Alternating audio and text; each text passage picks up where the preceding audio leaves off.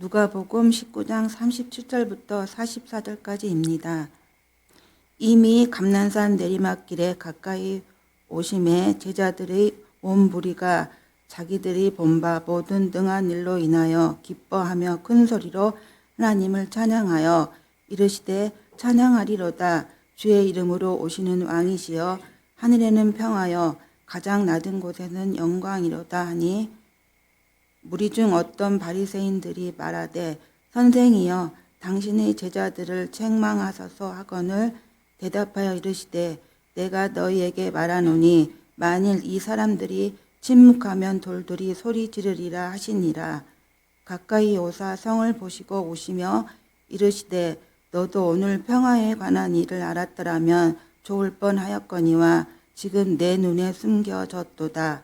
날이 이를지라 내 원수들이 토둔을 쌓고 너를 둘러 사면으로 가두고 또 너와 및 그 가운데 있는 내 자식들을 땅에 메어치며 돌 하나도 돌 위에 남기지 아니하리니 이는 내가 보살핌 받는 나를 알지 못함을 인함이니라 하시니라. 예수님은 누구보다도 곱게 잘하셨습니다. 부모 요셉과 마리아가 일찍 예수님의 비범함을 잘 알고 있었기 때문입니다. 천사가 성령으로 잉태할 것을 미리 알려주었습니다. 예수님이 태중에 뛰놀 때에는 주변 사람들이 축복했습니다. 탄생 때에는 천사가 찬양했고 목자와 동방박사들이 경배하고 축하해 주었습니다.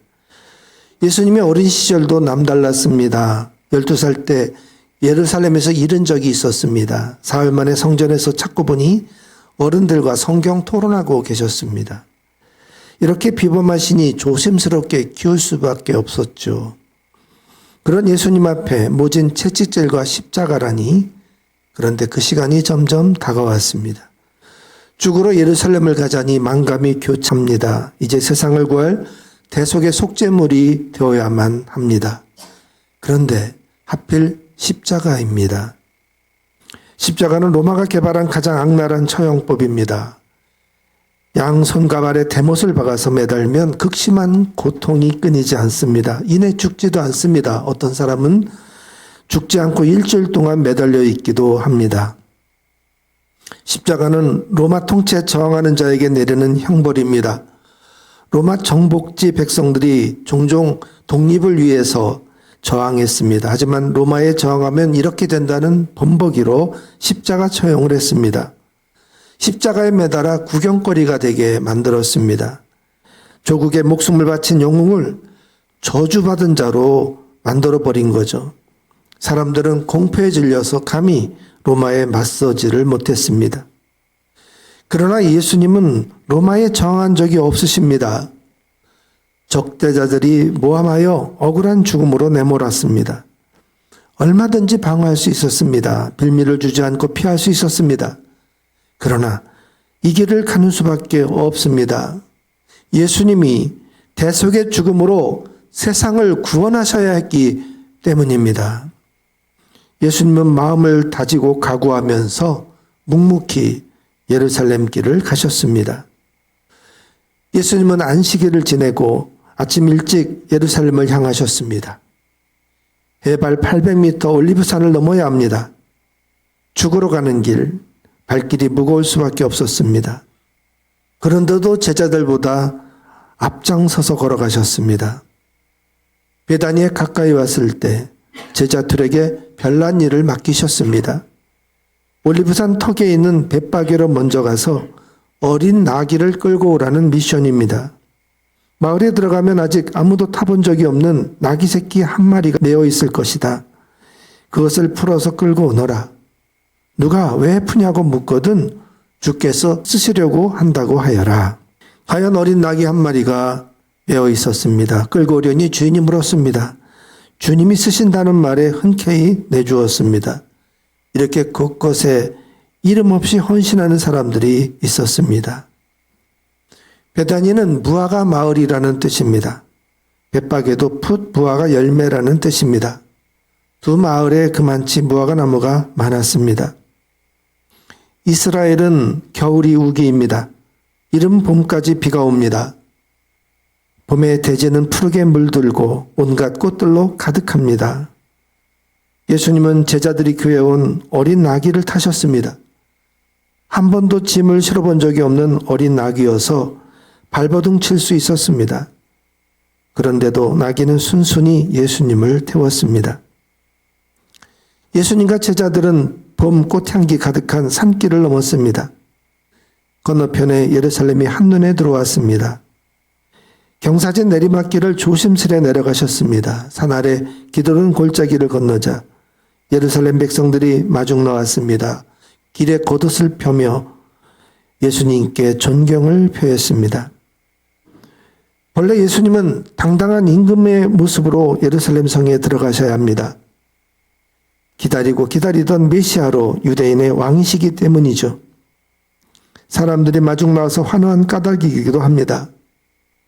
그러려면 초라한 어긴 나귀보다는 멋진 말을 타셔야 했습니다. 적군을 물리친 개선 장군은 말을 타고 입성합니다. 그러나 예수님은 어린 나귀를 타셨습니다. 예수님은 전쟁에서 승리했거나 승리할 왕이 아니었습니다. 그래서 예수님은 평화를 상징한다는 표로 나귀를 타셨습니다. 일찍이 스가랴 선지자가 이 장면을 예언했습니다. 시온에 따라 크게 기뻐할지어다. 예루살렘에 따라 즐거이 부를지어다. 보라, 내 왕이 임하시나니 그는 공의로우시며 구원을 베푸시며 겸손하여서 나귀를 타시나니 나귀의 작은 것 곧 나귀 새끼니라. 사람들은 종려나무 가지를 길에 깔거나 흔들었습니다. 호산나를 외치며 환호했습니다. 호산나는 구원하소서 하는 뜻입니다. 이 호산나는 초막절 절기 마지막 날 큰 행사 때 외치는 구호입니다. 초막절 절기는 가을에 8일 동안 이어집니다. 마지막 날 제사장들이 실로암 못에서 성전 제단까지 한 줄로 길게 섭니다. 실로암에서 물을 길어서 전달해 날랐습니다. 그 물을 제단에 부었습니다. 백성들은 호산나를 외치며 제단 주위를 한 방향으로 돌았습니다. 이 호산나는 여름 검기를 견뎠으니 이제 어서 이른 비를 내려달라는 기도입니다. 하나님께 비를 기원하는 기도의 외침입니다. 그런데 그 호산나를 예수님을 맞으며 외쳤습니다. 예수님께 구원해달라는 기도가 되었습니다. 마치 예수님을 하나님으로 알고 한 것처럼 되었습니다. 다른 외침들도 있었습니다. 주의 이름으로 오시는 왕이시여 라고도 했습니다. 어떤 이는 큰 소리로 하늘에는 평화요 가장 높은 곳에는 영광이라고 했습니다. 이 찬양은 예수님이 탄생 때 천사들의 찬양 가사와도 비슷합니다. 어떤 이는 다윗의 나라를 외쳤습니다. 그 중에 무리가 호흡을 맞춰 함께 외쳤던 구호는 호산나가 가장 컸습니다. 심지어 예수님이 성전에 들어가셨을 때 어린아이들이 거기까지 따라와서 호산나 다윗의 자손이여 라고 외쳤습니다. 그 모습을 대제사장들과 서기관들이 못마땅히 여겼습니다. 예수님께 아이들이 뭐라고 하는지 듣고 있냐고 화를 냈습니다. 왜 말리지 않냐고 타박했습니다. 예수님은 하나님께서 어린아이와 젖먹이들의 입에서 찬양이 나오게 하셨다고 대꾸하셨습니다. 시편 8편 2절에 어린아이와 젖먹이들까지도 그 입술로 주의 위엄을 찬양한다고 했습니다. 그대로 된 것입니다. 본문 39절에는 바리새파들이 무분별한 찬양을 꾸짖으라고 요구합니다. 그러나 예수님은 이 사람들이 잠잠하면 돌들이 소리 지를 것이라고 하셨습니다. 이것이 찬양 총질량의 법칙입니다. 이 말은 제가 만들어낸 말입니다. 하나님이 하신 일들은 반드시 찬양받게끔 되어 있습니다. 하나님의 행진은 누구도 막을 수 없습니다. 찬양이 꺾여서도 안 됩니다. 찬양해야 하는데 침묵은 죄입니다. 우리는 찬양하는 자의 대열에 서야 합니다. 예루살렘 백성들이 예수님을 영접하며 한껏 고조되었습니다. 그것은 예수님을 구세주가 아닌 로마로부터 민족을 해방해 줄 메시아로 기대했기 때문이죠. 비록 약간의 오해로 빚은 찬양이었어도 그 내용은 조금의 하자가 없었습니다. 그래서 예수님은 그대로 찬양하게 하셨습니다. 그런 중에 이상한 장면이 나옵니다. 성에 가까이 오신 예수님이 갑자기 눈물을 흘리셨습니다. 찬양에 감격한 눈물이 아닙니다. 예수님은 남이 못 보는 예루살렘 성의 멸망을 미리 보셨습니다. 유대 반란을 제압하던 로마가 예루살렘을 불태우고 무너뜨리게 됩니다. 이스라엘의 영토를 잃고 역사 속에 사라집니다. 유대인들은 뿔뿔이 흩어져 디아스포라로 살게 됩니다. 이 모든 비극이 예수님의 눈에 보였습니다. 무엇보다 자녀들이 짓밟히는 장면이 가장 견디기 어려웠습니다. 44절에 자녀들을 땅에 메어 쳤다고 했습니다. 돌 하나도 도리에 남지 않았습니다. 오직 성전의 서쪽 축대만 남았습니다. 지금 그 벽은 통곡의 벽이라고 불리우며 유대인들이 가서 눈물로 기도하는 장소가 되었습니다. 예루살렘 성은 견고한 천연 요새입니다. 급경사 고지되어서 성문만 걸어 잠그면 누구도 공략할 수 없습니다. 그러나 AD 70년 로마 제14군단 6만 병력이 예루살렘 성을 포위했습니다. 4월부터 5개월 동안 버텼지만 결국 성은 함락되고 말았습니다. 성전마저 불타고 무너졌습니다. 예수님이 이 성전을 헐라 내가 사흘 만에 짓겠다고 하신 적이 있었습니다. 이 말씀은 십자가에서 죽으셨어도 사흘 만에 부활한다는 뜻입니다. 그런데 이 말씀을 제대로 이해하지 못하고 성전 모독죄라며 예수님을 십자가 사형으로 몰아갔습니다.